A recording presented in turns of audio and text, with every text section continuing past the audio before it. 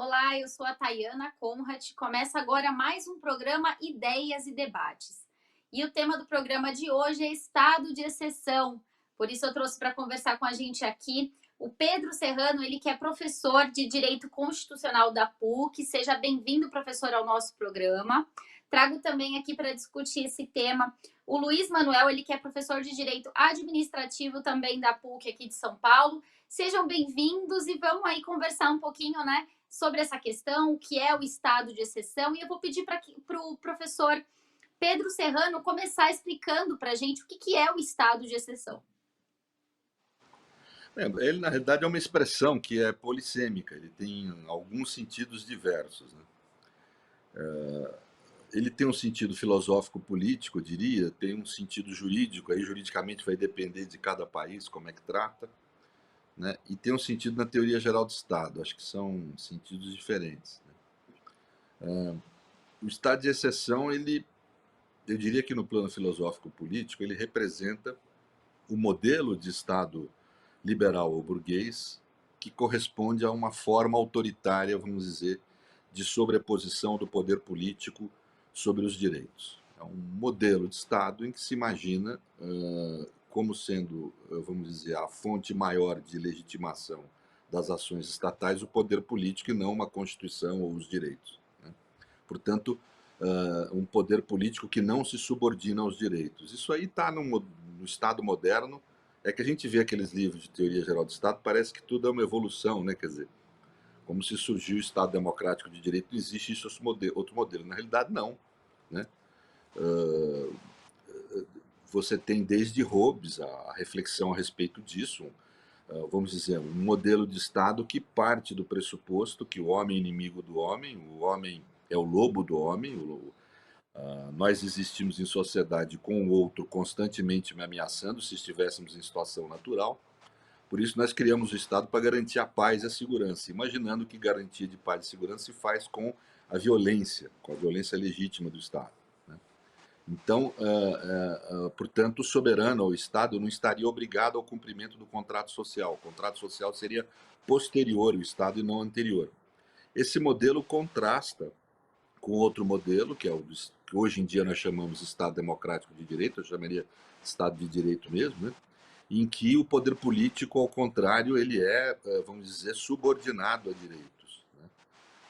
Sob pena dele degenerar em tirania, e tirania é tido como um conceito na modernidade negativo. Na antiguidade já foi um conceito positivo, né? Hoje é tido como um conceito negativo, e a modernidade caracteriza a tirania como exatamente aquele modelo de poder político que não observa os direitos, né? Esse tipo de modelo surge na modernidade por dois caminhos diferentes. O caminho dos protestantes, huguenotes franceses, no plano nacional, né? Em que eles trazem a ideia de Paulo de que se todos somos filhos do mesmo pai, de que todos somos filhos do mesmo pai, daí, portanto, quando traz isso para a política, isso significa reconhecer que nós teríamos, pelo fato de sermos filhos de Deus, era a concepção cristã na época, seríamos dotados de uma certa dignidade e, portanto, teríamos direitos a serem reconhecidos pelo simples fato desse aspecto, de sermos filhos de Deus, né? Ou seja, sermos humanos, né?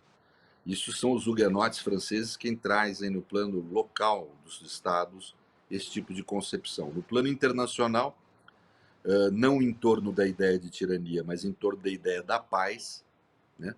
Você tem a Escola Ibérica da Paz, que são ibéricos, anteriores até aos protestantes, né? Que passam a discutir direitos humanos ou direitos fundamentais como uma crítica, vamos dizer, direitos naturais da época, né? Com essa mesma lógica dos protestantes, como uma crítica à forma de colonização que então havia. Pouca gente sabe, aqui no Brasil, infelizmente, mas professores, por exemplo, da Universidade de Coimbra, da Universidade de Évora, estabeleceram essa escola que estabelecia profundas críticas ao modo como se realizava as colonizações, né? Criticavam, por exemplo, a ideia de que o cristianismo tinha que ser imposto pela força, criticava a ideia da escravidão, ou seja, havia uma grande crítica a esse modelo, digamos, ideológico das colonizações, né? Foi aí que a modernidade, nesses dois ambientes, fez surgir a ideia do Estado de Direito, né? que se contrapõe a essa ideia do Estado securitário. O nome com que esse Estado securitário passa a ser chamado no século XX é Estado de exceção por conta do artigo 48 da Constituição de Weimar, que previa o estado de exceção como uma forma de suspender os direitos e a Constituição. Para mim, o primeiro modelo concreto de estado de exceção pleno, né, na forma como que só é possível se pensar em estado de exceção quando já existe o Estado de Direito. Ele é uma inerência do Estado de Direito, uma sombra. Né? O primeiro modelo concreto de estado de exceção, que a meu ver, o Luiz pode discordar, não sei, é uma leitura da história, no meu entender, o primeiro modelo real de estado de exceção que nós tivemos foi o segundo estado de sítio de Louis Bonaparte, de 1841. De 1851, perdão. Né? Logo depois 51. da Primavera dos Povos. Né? E que é descrito por dois grandes autores. De um lado, Karl Marx, bem conhecido, né? E de outro, Tocqueville, com sentidos diferentes. Karl Marx no livro 18 de Brumário, Tocqueville nos Souvenirs, que é um livro que ele faz. Ambos são reuniões de artigos que ambos escreveram na imprensa da época, um em contraste com o outro, um na defesa, outro na crítica a esse modelo. Né? Mas, de qualquer forma, eu diria que Marx é o primeiro a enxergar no 18 de Brumário o mecanismo de exceção, né? Num pedaço desse livro dele, que não é muito valorizado nem pelos marxistas, nem pela teoria política, mas que eu acho que para nós, constitucionalistas, tem muito valor. Né? Então, grosso modo, é isso. Quer dizer, o estado de exceção é a ideia de uma situação de emergência, ou por razões naturais, ou por combate ao inimigo, que justifica, vamos dizer, a suspensão, ou que é usada como justificação para suspender os direitos e a Constituição, a ordem jurídica, para fazer valer uma soberania bruta, um poder de vida, morte, prisão, não prisão das pessoas. Eu creio que, eu não sei se o Luiz concorda, é uma tentativa aqui de explicação, não sei se funcionou. Não, concordo integralmente. É isso mesmo. Síntese perfeita. Assino embaixo, tá? Agora, professor Luiz, agora, por que o interesse, né, e a importância de trazer esse tema agora para a atualidade? Então, nesse processo histórico, tem uma noção que se encaminha sempre como uma ideia de uma conquista de um certo padrão civilizatório, que é a ideia da noção de soberania. Né? A soberania, também fazendo uma breve síntese ali no século XIX, com Jean Baudin, entendida como um poder atribuído a Deus, a legitimação de um poder pela vontade de Deus, alguém que vai exercer o poder sobre um determinado povo, num certo território, é algo que passa por um processo de transformação, muitas vezes até com fortes contradições, como Hobbes, que falou aqui, o professor Pedro Serrano, é um autor que apresenta um paradoxo muito forte, porque ele retira essa soberania da vontade de um Deus para trazer aos homens, mas ao mesmo tempo os homens fazem um pacto no qual alguém tem, em nome da paz e da segurança, que exercer um poder absoluto sobre todo aquele povo, toda aquela comunidade. Então, alguém que, dentro de um pacto, ficaria fora dele. E ficando fora dele, exerceria esse poder soberano. E é curioso porque, em Hobbes, que é esse teórico do absolutismo, ao mesmo tempo que a soberania é retirada de Deus, da vontade divina, ela é dada aos homens, mas os homens escolhendo alguém que seria um grande líder a conduzir o povo. E esse processo de construção, ao longo do século XVII, XVIII, de soberania, vai conquistar no século XIX, gradativamente, a noção de legitimação do poder junto ao povo. Né? Rousseau é um outro pensador importante para isso, para essa ideia de uma vontade geral e da vontade junto ao povo. É um processo muito lento durante o século XIX, né? Tem ali a monarquia absolutista restaurada na própria França até 1830, tem a Primavera dos Povos, então um ano de muito conflito. E na virada do século XIX para o século XX, até com uma certa ascensão e um outro olhar sobre a própria noção de Constituição, do papel da Constituição, gradativamente se constrói algo que vem já desse século XIX, que é a legitimação do poder pelo povo, ainda que representado. Né? Então, são os representantes que exercem o poder, mas em nome do povo. E o tema chega no século XX, então, com essa certa conquista, suposta conquista de um padrão civilizatório, de compreender a legitimação do poder político, poder civil, dentro dessa perspectiva da vontade do povo. No século XX, então, muitos teóricos vão construir a visão de estado de exceção, no início do século XX, pela perspectiva jurídica, pensando algo dentro do próprio direito, algo no qual o direito poderia, então, em razão da urgência de um certo momento, em razão da urgência de uma certa situação, excepcionar direitos, excepcionar a observância de certos procedimentos para assegurar direitos, em nome daquela situação premente que se apresenta.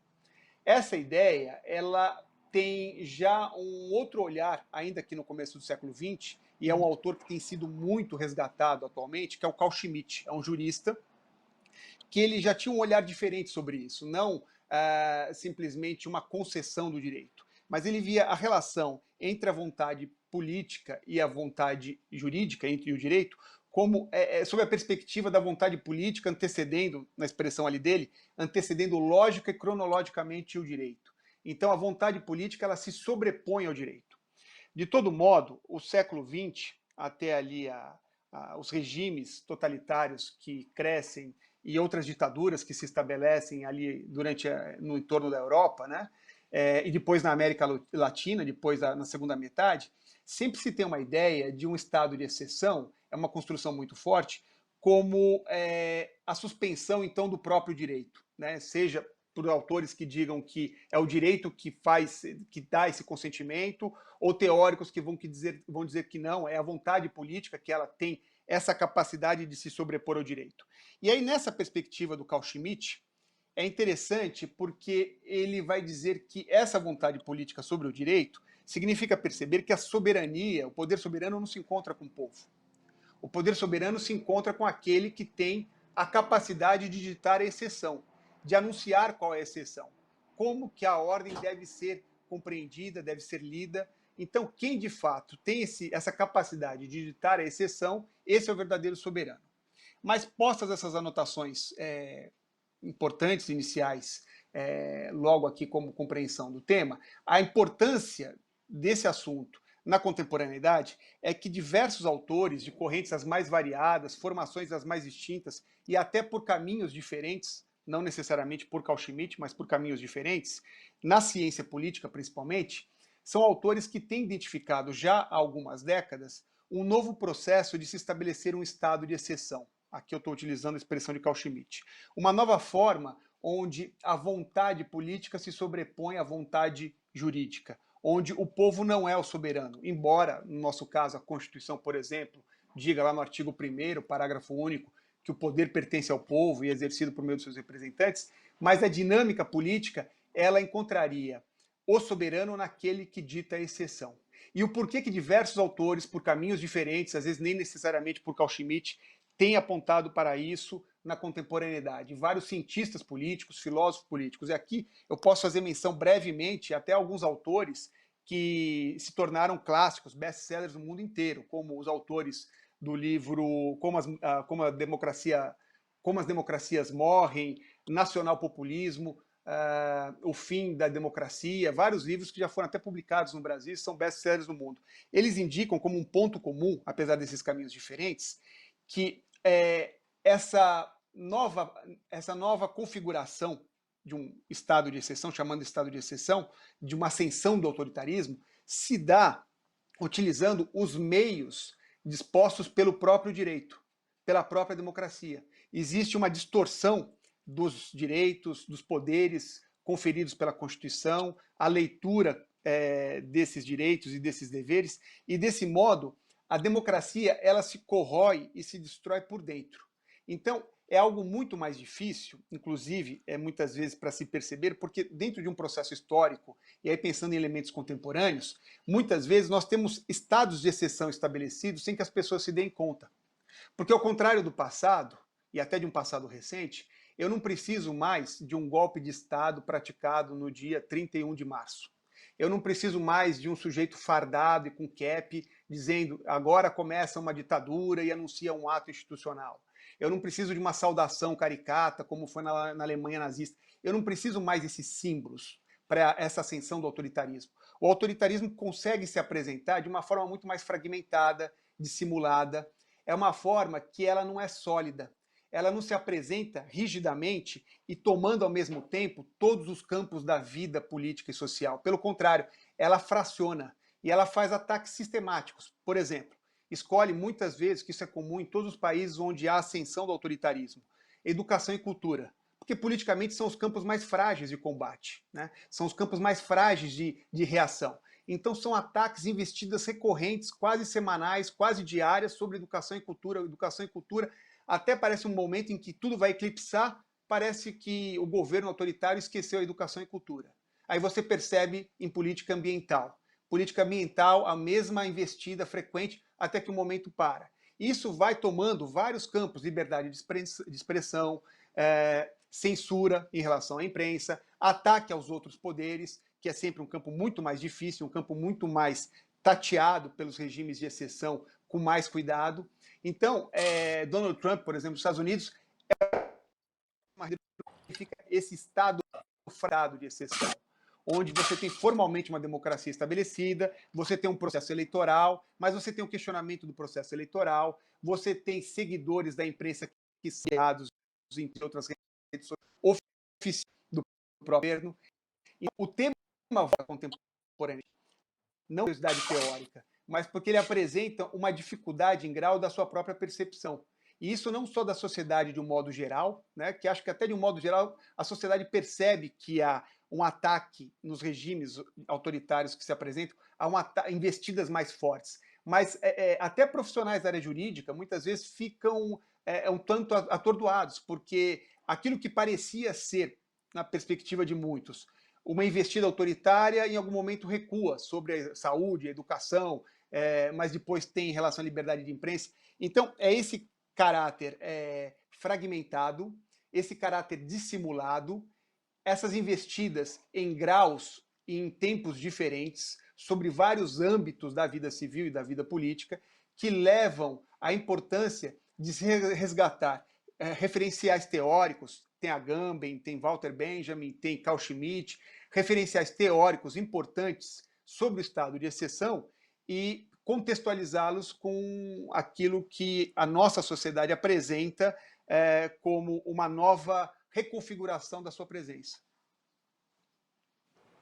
Tá certo. Dentro da fala do professor Luiz, eu queria que o professor Pedro explicasse também um pouquinho sobre a relação do estado de exceção com a cultura e com a educação, como citou, né, um pouquinho já o professor Luiz. Bem, primeiro dizer que eu concordo com a leitura essencial do Luiz, né? Eu, em 2006, 2007, acho que eu publiquei meu primeiro artigo sobre exatamente esse tema, e em que eu defendi a ideia exatamente dessa noção fragmentária, né? Porque para mim muda a forma instrumental dos governos de exceção, perdão, dos estados, da forma de apresentação do estado de exceção do século XX para o século XXI, é uma mudança importante. Ele deixa de se apresentar para os governos de exceção, a expressão é de Poulantzas, né, que classifica o estado de exceção, eu creio aí, como governo de exceção em bonapartismos, nazifascismo e ditaduras militares, né, perdão, ditaduras, né, podem militares aqui, Franco, por exemplo, na Espanha, Salazar em Portugal, ditaduras militares da América Latina. Ele classifica em três espécies, perdão, da categoria estado de exceção. Esse modelo dos governos de exceção, ele muda, porque depois eu vinha chamar autoritarismo líquido, porque exatamente liquefaz essa distinção entre democracia e ditadura. Ele tem esse caráter, porque ele exatamente se apresenta de forma fragmentária no sistema. Eu creio que ele se apresente instrumentalmente, como eu falei, não mais como governo de exceção, mas como medidas de exceção no interior do sistema.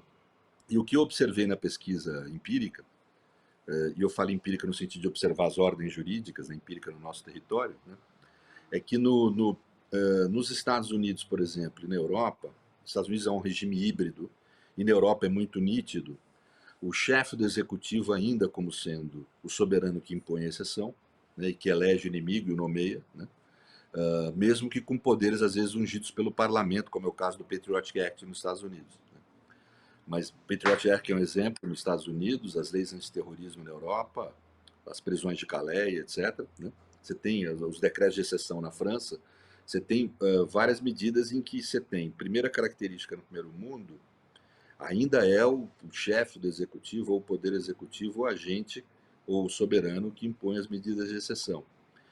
E elas se dão como a figura do inimigo eleito, e como falou o Luiz, eu creio que eu deixei claro também, a figura do inimigo é essencial para a existência da exceção, né? É um dos seus elementos. Né? O inimigo no primeiro mundo é a figura do estrangeiro, do terrorista. Né? E isso leva à composição de um regime jurídico especial, uma certa esquizofrenia jurídica. No direito penal comum, você tem relativamente os direitos fundamentais, as constituições na Europa sendo seguidas, as decisões da Suprema Corte Defensora de Direitos Civis sendo observadas nos Estados Unidos. Né? E você tem um regime jurídico especial, onde no interior do qual se dão as medidas de exceção, que é o regime jurídico da segurança nacional. Então, isso é o que a gente observou, grosso modo, funcionando no primeiro mundo.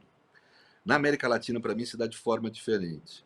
É o sistema de justiça, quem me parece, foi o soberano que impôs as medidas de exceção, ou pelo menos, vamos dizer, o estrutural. Soberano porque não que não tenha havido atos do executivo e do legislativo, mas é o sistema de justiça quem agregou, quem constituiu, quem foi o soberano fundamental das medidas de exceção. Como elas são fragmentárias, não necessariamente você tem um soberano único no interior do Estado. Você pode ter vários, inclusive em uma federação em vários níveis, etc. Né? Mas, de qualquer forma, eu diria que o que mais produziu, o que estimulou a ideia da Constituição de medidas próprias no Estado securitário foi o sistema de justiça, inicialmente através da guerra às drogas, na década de 90, e que, a meu ver, migrou para a política, no caso do Mensalão, se consolidou com a chamada Lava Jato, né? Mas, de qualquer forma, são os exemplos concretos que eu tenho, e diria que duas grandes categorias de medidas de exceção nós tivemos nesse período histórico da América Latina, sem contar outras, mas eu diria que duas grandes categorias: os processos penais de exceção, investigações de exceção de um lado, e os impeachments inconstitucionais do outro.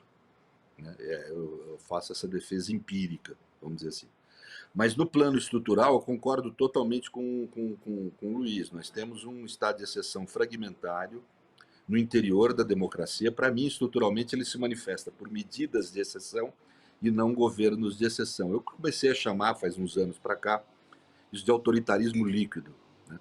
Para as pessoas entenderem esse caráter não denso, não adensado do exercício do poder político autoritário, mas o seu elemento fragmentário, e que leva mesmo a diluir as distinções entre o que é um regime constitucional democrático e o que é um regime ditatorial ou autoritário. Né? Há uma diluição desse sentido. São as sociedades democráticas que nós vivemos hoje. Né? Tem certas situações que você não sabe se você realmente está numa democracia constitucional ou numa ditadura. E são situações específicas. Vejam que uma vez eu debatia na fundação da social-democracia alemã, me foge o nome agora, mas debatia esse tema há muitos anos atrás, e um dos palestrantes, ouvindo eu falar, formulou uma coisa interessante. Ele falou: o autoritarismo também evolui, quer dizer, de métodos. Quer dizer, ele fica mais esperto, mais inteligente. Quer dizer, então, eu acho que esse método mais inteligente que nós temos hoje é mais cirúrgico, mais preciso, alcança quem tem que alcançar, tem uma seletividade mais intensa, e eu diria que mais cirúrgica mesmo, né? Ou seja, e menos perceptível.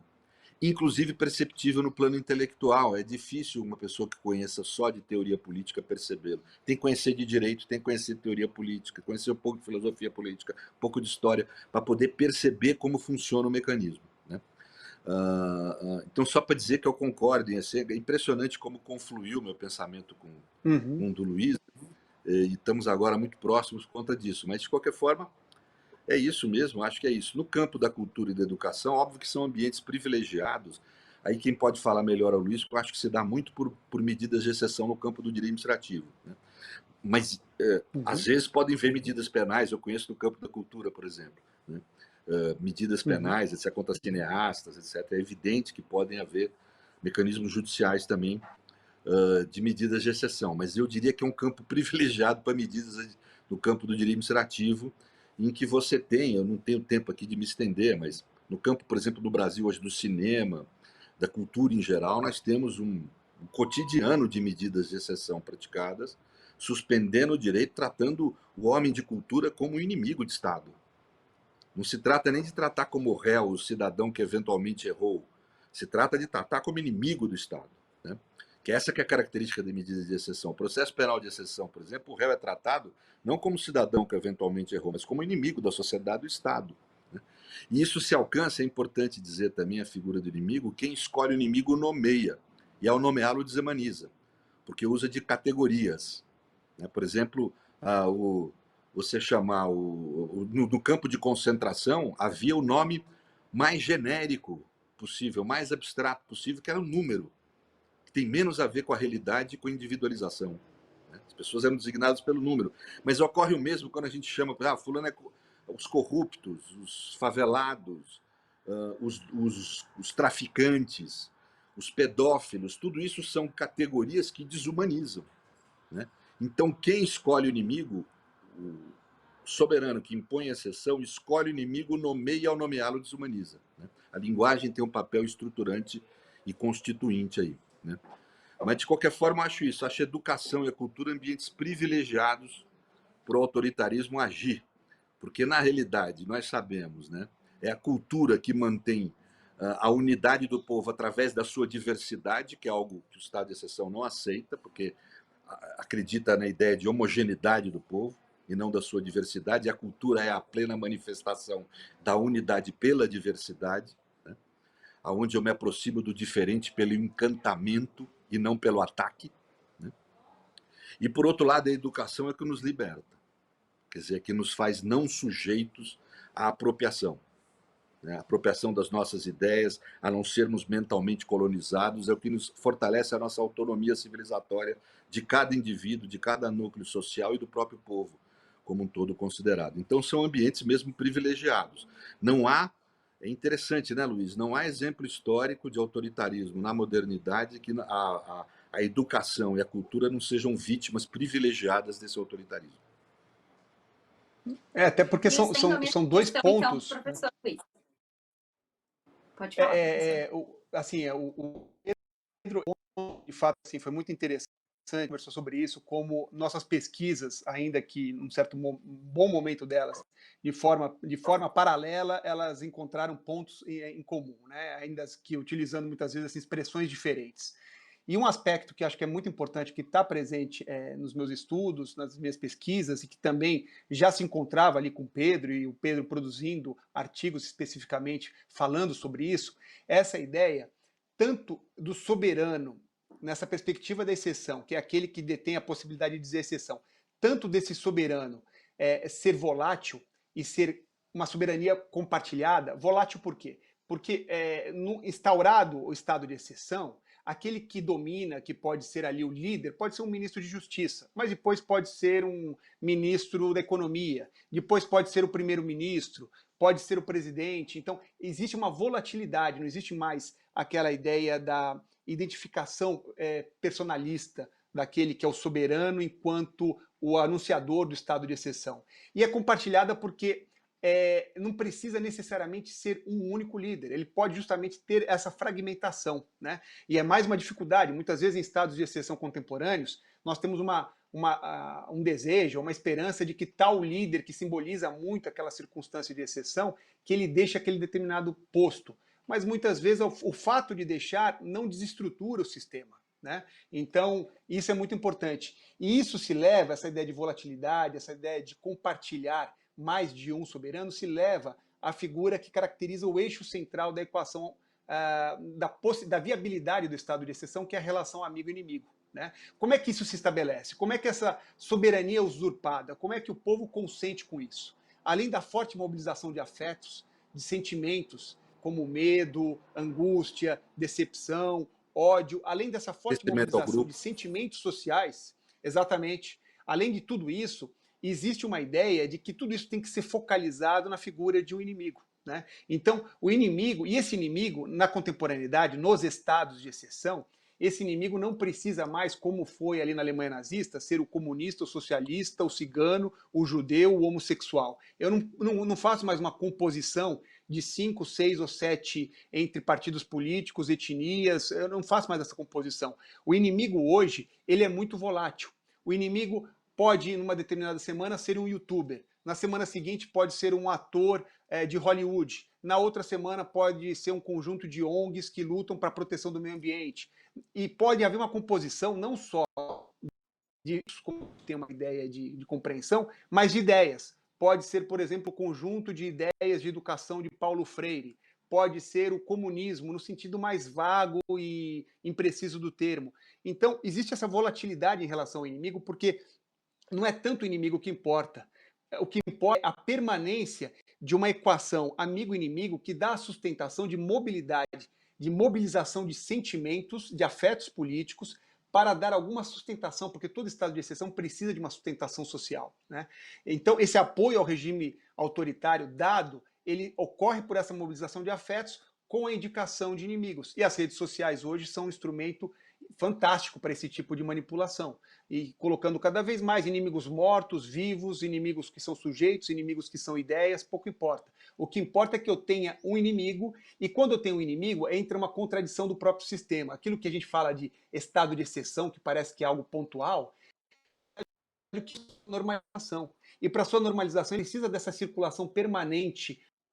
Se aquele que ele focaliza como inimigo constantemente é preso ou é morto, ele precisa de um outro na semana seguinte. Ele precisa repor o inimigo com muita facilidade, e como o Pedro falou, ao repô-lo, ao ter um inimigo, ele vai também sempre qualificar esse inimigo.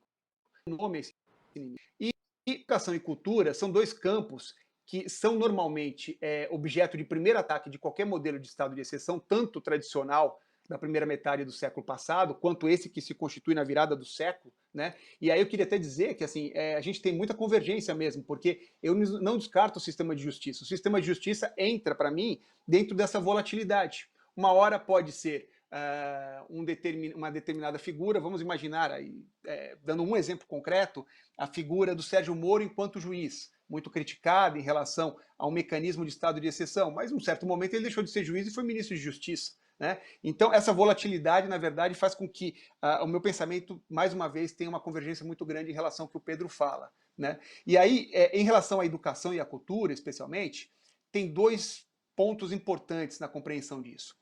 É o ataque fundamental, por quê?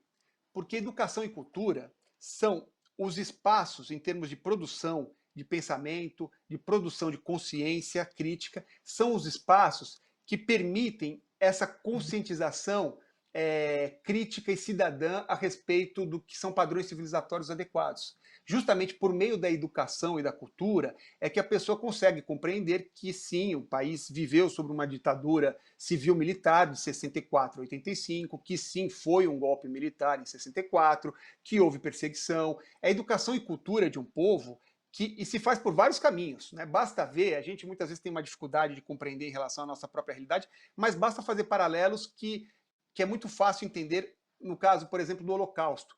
Nós temos os filmes do Spielberg e de tantos outros diretores que compõem o que eu estou falando. Educação e cultura não é só sala de aula, é também sala de aula, mas é o quê? A ideia de se levantar museus, se levantar festivais em homenagem no sentido da memória, né? A memória como elemento político, mediadora desse elemento passado, e a importância da sua presença em termos de consciência crítica. Então, estados de exceção atacam educação e cultura, porque por meio da educação e cultura que eu consigo produzir alienação dessa massa social que simplesmente se mobiliza por afetos, porque acabam acreditando que não houve ditadura, acreditando que não houve atos institucionais.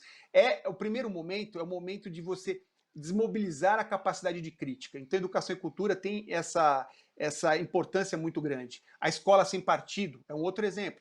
O projeto Escola Sem Partido, ela é muito além da ideia de tentar proteger crianças de ataques ou influências de seus professores, etc. e tal. Na verdade, é uma forma de você mobilizar a incapacidade ou a impotência da produção de um pensamento crítico, né? Então, os ataques que foram feitos, né, as investidas feitas contra professores universitários de universidades públicas que criticaram o presidente, tiveram que responder em processo administrativo disciplinar, é a utilização de uma área do direito, o direito administrativo disciplinar, sobre a educação. Então, no primeiro momento, você desmobiliza, você torna impotente a capacidade de consciência crítica. E aí o segundo momento, que é um momento marcante em todos os regimes de exceção, até mesmo os clássicos, que é a ideia de uma produção de uma doutrinação a respeito daquele modelo vigente. Né? Isso aconteceu com a juventude hitlerista, isso aconteceu já com Napoleão Bonaparte, já percebeu isso, a importância da educação no sentido de doutrinação daqueles ideais anunciados. Então, todo regime de exceção ataca a educação e cultura, primeiro, para desmobilizar a capacidade crítica, e no segundo momento, quer capturar, porque ao capturar, torna a educação e cultura recursos daquilo que eu falei ainda no início, recursos da normalização da opressão. Aquele paradoxo da exceção que ela não é excepcional, a exceção que quer se estabelecer com normalidade, ela precisa produzir todos esses afetos políticos de apoio e precisa produzir pela educação e a cultura essa aderência. Então a educação e a cultura precisa ser desmobilizada enquanto instrumento crítico e precisa ser capturada e revisitada e reconstruída, então, para que seja um instrumento de doutrinação de uma nova ordem vigente. Tá certo. Você quer complementar alguma coisa, professor Pedro? Não, só dizer isso, eu concordo integralmente, né? Tanto que eu tenho uma proposição que eu faço no artigo, que quanto mais... Eu creio que o autoritarismo líquido começa no nosso, assim, nas nossas democracias, aqui no Brasil, de forma mais adensada, né? Por isso que eu falo do sistema de justiça, e ele vai se liquefazendo. E esse elemento liquefeito dele, que o Luiz chama de volatilidade, é a mesma coisa, podemos combinar um nome, nós dois. Sim, mas assim, ele quanto mais intenso, né, a liquefação, mais intenso o autoritarismo. Porque é mais fragmentário, mais difícil você perceber. Né? Então, o que deve servir de bússola para a gente, obviamente, que sei que o Luiz concorda com isso, são os valores próprios da democracia constitucional. No fundo, a gente tem que recorrer a esses princípios, né, para poder servir de bússola, aonde nós enxergamos, quer dizer, e uma certa elemento de verificação da intensidade. A ideia de atentado, para mim, é essencial. Né? Tem que haver um atentado à democracia constitucional para você começar a pensar numa exceção. Não é a mera injustiça. Quando nós falamos de medidas de exceção, nós não falamos da injustiça ocasional, que, embora indesejável, seja natural a qualquer modelo de Estado democrático de direito, porque é um modelo abstrato que você vai aplicar na prática. Óbvio que surgem disfunções. Nós não estamos falando de uma disfunção, nós estamos falando de uma patologia. Creio que o que ele é uma patologia do Estado democrático de direito, é assim que tem que ser compreendido. Faz parte, como fala Agamben, é sempre a sua sombra, isso é uma outra questão. Quando se apresenta é uma patologia. Né? Nós não estamos tratando com uma mera disfunção. Mas eu agradeço muito a oportunidade de estar aqui, uma honra imensa estar com o professor Luiz, um sujeito que eu sempre admirei, né, por todo o seu trabalho.